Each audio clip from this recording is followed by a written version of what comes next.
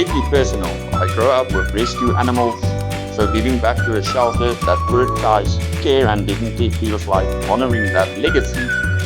It's not just charity, it's a commitment to kindness.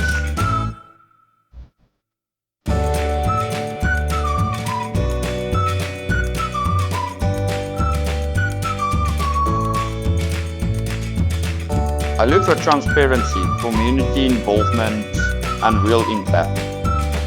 This shelter ticks all the boxes. Oh, that one. Animals can't speak for themselves, but their well-being affects us all. Supporting a shelter isn't just about pets, it's about compassion, healing, building a more human society. Even a small donation can ripple outwards.